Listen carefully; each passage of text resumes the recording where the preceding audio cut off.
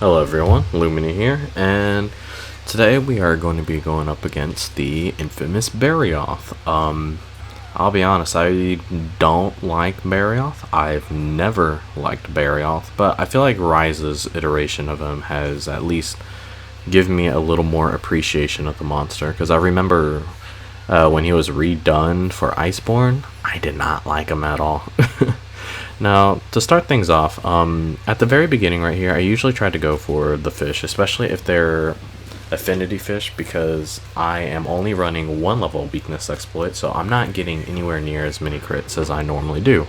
But we got kind of lucky with the golden squid, so that I can get both the extra defense boost as well as the 50% affinity.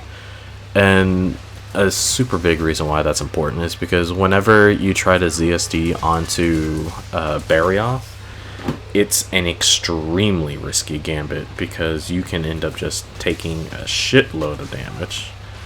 And like, especially right there on that move, if you're unlucky and Divine Protection does not proc, you could see yourself losing 90% of your HP. Now, I should also clarify as to why I'm using Exhaust Switch X instead of something like a Fire Switch X with his really poor hit zones, is because of the exhaust staggers. In this entire fight, I am fishing for exhaust staggers like that one, in which case I line myself up and then I perform a ZSD onto his face, since unfortunately his two good hit zones are his face and his tip of the tail. So in which case, ideally I want to be going for that face all the time. However, as everyone knows, Barioth is quite the spastic fucker. He will not sit down. Alright, so thankfully right there, I do manage to get the Wyvern Ride. So I just go ahead, refresh my Protective Polish, and do the quick little reload before my third wire bug runs out, because, you know, ideally you want to be as full of your normal meter as possible. Unfortunately, I do run out of amp meter, so I'm going to have to spend this part of the Wyvern riding process, or the Wyvern riding opening, just building up my meter once again. And I should note that I am running a Wirebug Whisper level 1 on this one, because of how many ZSDs I'm actually relying on. The 30% uptime on that third Wirebug helps tremendously. And thankfully I do get the break right there, so I'm able to just get, so I'm able to get a bit of a whack in, which allows me to line up my ZSD. Thankfully I also get the KO, which is another reason why I opted for Tigric Switch X. Now, on average, I have only really gotten one KO throughout this entire fight. If you gem in for Slugger, which I did try at one point, if you gem in for Slugger level 1, then you just get that first KO faster. I mean, maybe if you're very lucky towards the end of the hunt, you can possibly get to, but I haven't seen a difference, honestly.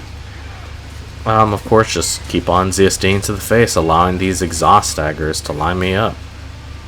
And thankfully, bam, he's dead right there. 334. But yeah, this is a very difficult fight if you don't know how to keep Barioth a little locked down, or at least if you don't know how to keep latching on to Barioth.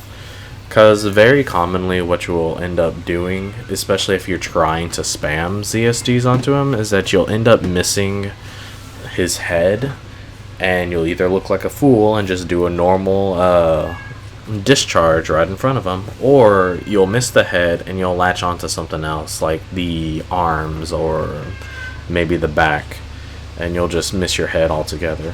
Which, I mean, a ZSD is a ZSD, but you know, ideally you do get that head.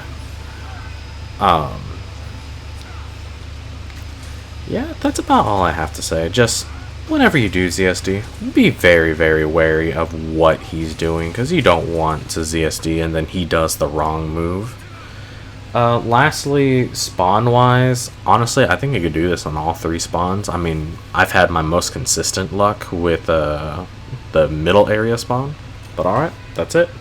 See ya.